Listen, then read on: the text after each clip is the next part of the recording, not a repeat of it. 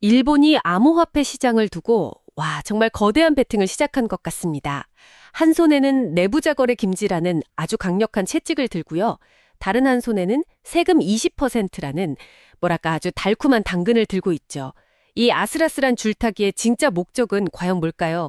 오늘 여러분과 함께 그 속내를 한번 깊이 파고 들어보겠습니다. 네, 이게 단순히 규제 몇 개를 그냥 손보는 그런 차원의 이야기가 아니거든요. 이건 사실상 일본이 웹 3.0 시대의 아시아 금융 허브가 되겠다. 이런 선언이나 다름없습니다.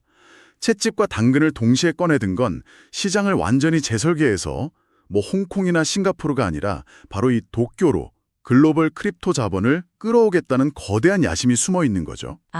금융허브라는 큰 그림이 있었군요. 그럼 그 채찍 이야기부터 시작해보죠. 암호화폐를 주식처럼 규제한다. 보통 규제라고 하면 시장이 위축되기 마련이잖아요. 근데 이게 구체적으로 어떤 면에서 투자자들한테 오히려 긍정적인 신호가 될 수 있을까요? 아주 좋은 질문입니다. 핵심은 바로 신뢰에 있습니다. 지금까지 암호화폐 시장의 가장 큰 문제 중 하나가 깜깜이 시장이라는 오명이었거든요. 예를 들어 어떤 코인이 갑자기 대형 거래소에 상장된다는 정보를 내부자 몇 명만 미리 알고 엄청난 이익을 챙기는 일이 비일비재했죠. 프로젝트 팀이 파산 직전인 걸 알면서도 정보를 숨기고 자기들 물량부터 처분하는 경우도 있었고요. 맞아요. 소위 러그풀 같은 그런 사기행위나 내부자들 배신 때문에 피해보는 건 항상 개인 투자자들이었죠. 바로 그겁니다. 일본금융청 FSA가 이런 행위들을 이제 주식시장과 동일한 잣대로 위법으로 규정하겠다는 겁니다.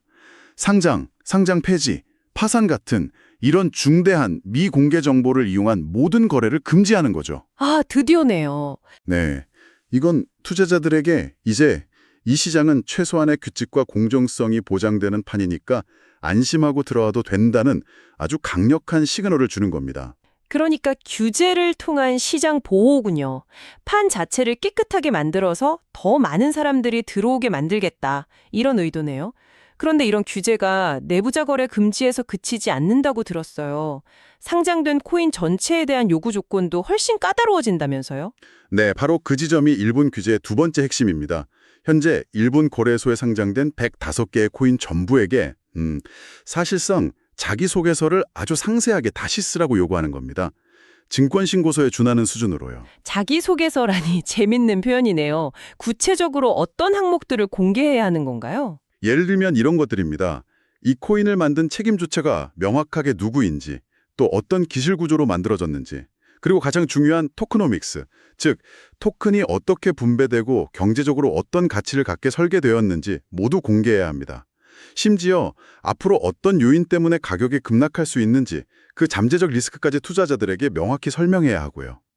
그 정도면 거의 기업이 IPO 할 때 내는 수준의 정보 공개인데요. 이건 단순히 코인 몇 개 더 상장시키는 개수 늘리기 경쟁에서 벗어나서 이제는 정보의 투명성으로 경쟁의 룰을 완전히 바꾸겠다는 선언으로 보이네요. 정확히 보셨습니다.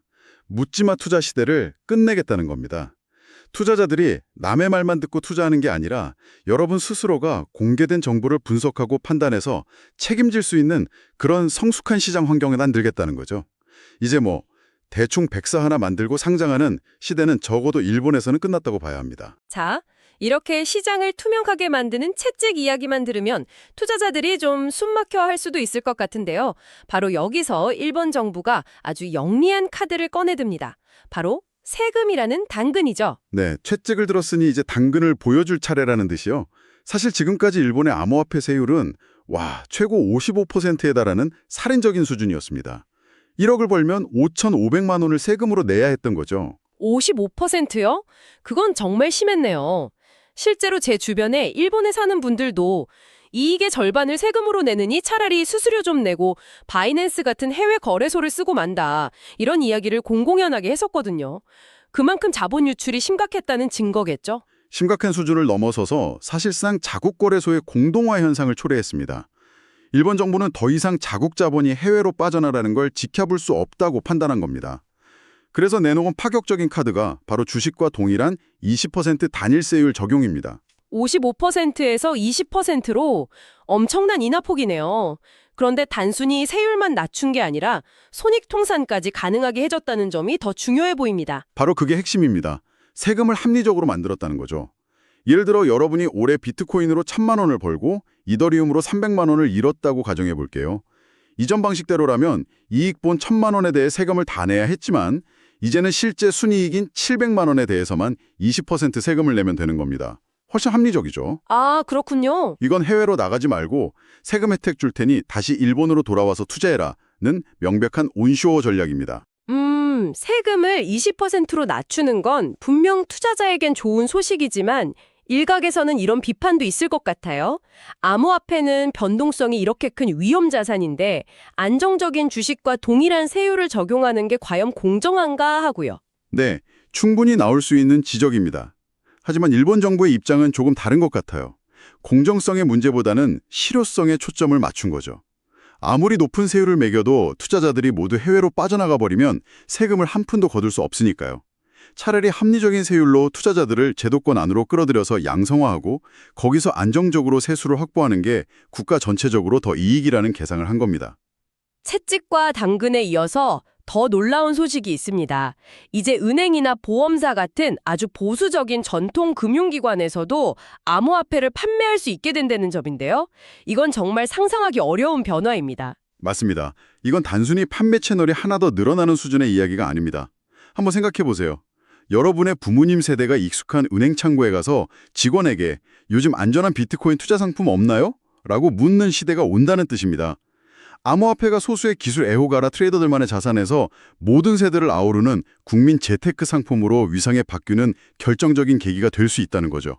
그야말로 암호화폐가 음지에 있던 자산에서 양지로, 그것도 금융의 가장 중심부로 들어오는 상징적인 사건이네요. 그렇습니다.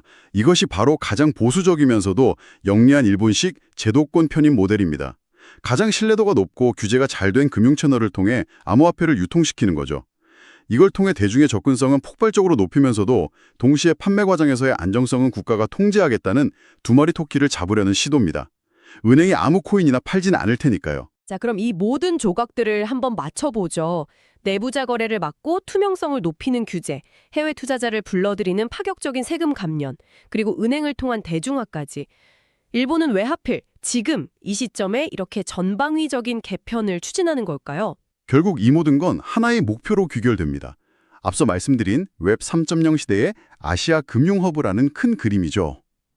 이 목표를 달성하기 위한 세부 전략이 방금 이야기한 것들입니다. 첫째, 세금 혜택으로 떠나간 자국 자본을 다시 끌어와서 내수 시장의 펀더멘털을 다지는 온쇼어링 전략. 아, 잃어버린 집토끼부터 다시 찾아오겠다는 거군요. 그렇죠.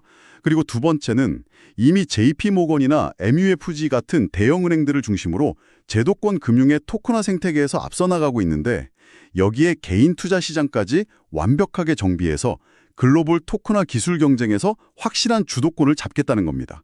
마지막 세 번째가 가장 영리한 부분인데 가장 깨끗한 시장이라는 브랜드를 구축하는 겁니다. 깨끗한 시장이라는 브랜드요? 네.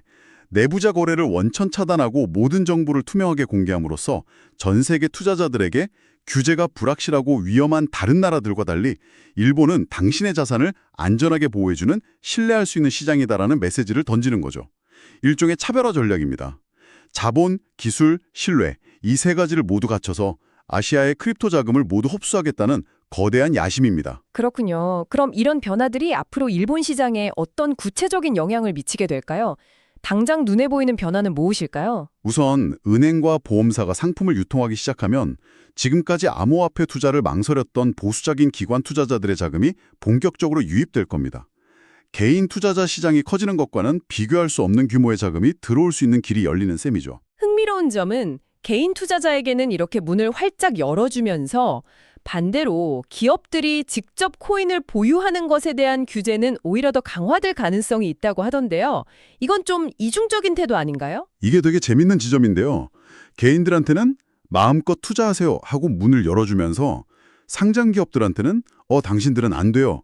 재무 건전성 해치니까 코인 함부로 사지 마세요 하고 선을 긋는 일종의 이중 전략인 셈이죠.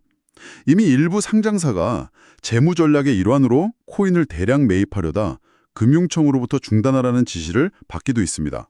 아, 정말요? 네, 개인의 투자는 활성화돼 이것이 기업의 재무 안정성을 위협하는 과도한 리스크로 번지는 것은 철저히 통제하겠다는 겁니다. 결국 일본의 이번 시도가 단순히 자국 내 변화로 그치지 않고 어쩌면 글로벌 암호화폐 규제의 새로운 표준 모델이 될 수도 있겠다는 생각이 드네요. 충분히 가능성 있는 이야기입니다. 일본의 규제는 겉보기엔 매우 보수적이지만 그 속을 들여다보면 매우 명확하고 예측 가능하다는 장점이 있거든요. 투명성 강화라는 채찍과 세금 완화라는 당근, 이 두 가지 카드를 동시에 사용해서 암호화폐를 정식 금융시장 안으로 완전히 흡수하려는 일본의 거대한 실험이 이제 막 시작된 겁니다. 투명성을 높여서 시장을 깨끗하게 만들고 세금은 낮춰서 투자자를 다시 끌어들인다. 이처럼 건전한 크립토 금융시장을 만들겠다는 일본의 전략은 현재 한국의 방향과는 사뭇 달라 보입니다. 자, 오늘 일본의 전략을 쭉 살펴봤습니다. 결국 핵심 질문은 이것이겠죠. 만약 여러분이 암호화폐 시장의 규칙을 만드는 사람이라면 투명성을 위한 강력한 규제와 시장 활성화를 위한 파격적인 완화 사이에서 어떤 선택을 하시겠습니까?